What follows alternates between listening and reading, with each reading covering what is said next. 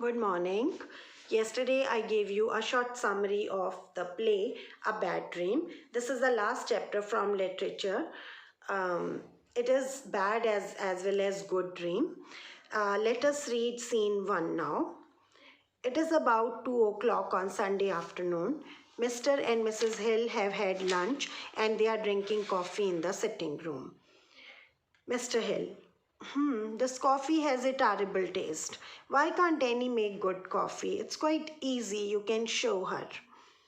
So, Mr. Hill, one quality about Mr. Hill, complaining and he is fond of good food. Mrs. Hill, I have shown her, means I have told her, you know that she makes good coffee for a few days and then she forgets again. I'm afraid she is not very clever. Clever here doesn't mean chalak, clever here means intelligent. Mr. Hill, you're quite right. She is not very clever and she is a bad cook. The lunch was terrible too. I wanted to talk to you about it. Mrs. Hill, must you do it now? It's Sunday afternoon. No, it can't wait. I must speak to you about Annie. Mrs. Hill actually is postponing talking about Annie because she has an idea what her husband is going to talk about her. She knows very well that her husband is fed up of her now and he wants to change the cook. But Mrs. Hill doesn't want to do it as she knows that Annie will not get any new job at this stage. Mrs. Hill, all right, tell me. Mr. Hill, well, the trouble is this people come to our house, they come for dinner and they get bad food. What do these people think of me? I'm their bank manager. So we have got to know his post also. He's a manager in a bank and he sometimes throws parties and he feels ashamed that the food cooked by their cook is not good.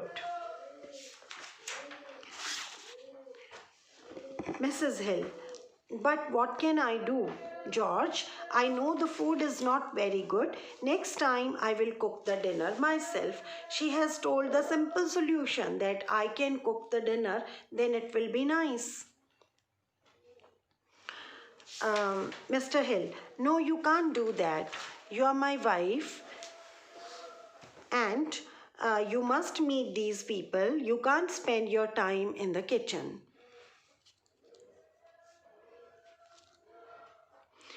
What is the answer then? It's easy, we must get a new cook. But Annie has been with us for a long time, George, nearly 20 years. We can't do this to her. She's not a young woman now. How will she find a new job? Same thing which we are discussing. I don't know. She must go. Things are different now. I'm the manager of a big bank. We must have a good cook. So I hope you can feel the difference in the nature of Mr. and Mrs. Hill. Mr. Hill is not considerate, but Mrs. Hill is a considerate lady.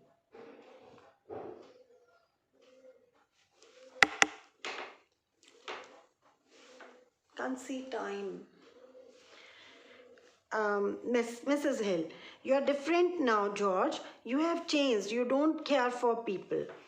I care about the bank and I care about her customers. So Annie must go. Explain the matter to her. She will understand. Give her 3 months. She can find a new job in that time. So I hope you understand the situation. Let us see what happens next. We will complete scene 1 today. Mrs. Hill, it won't be easy. Will you tell her today? Can't I do it tomorrow? No, you will forget about it. Do it today. All right, I will speak to her today. Poor woman. I feel rather tired. I think I'll have a little sleep, Mr. Hill says. You stay here. I have something to do. I won't disturb you. Mrs. Hill goes out of the room. Mr. Hill puts his feet on a chair and closes his eyes. He is soon asleep. Okay, children, have you understood first scene? You must have understood the conversation between Mr. and Mrs. Hill. You must have got to know a lot about the nature of both of them.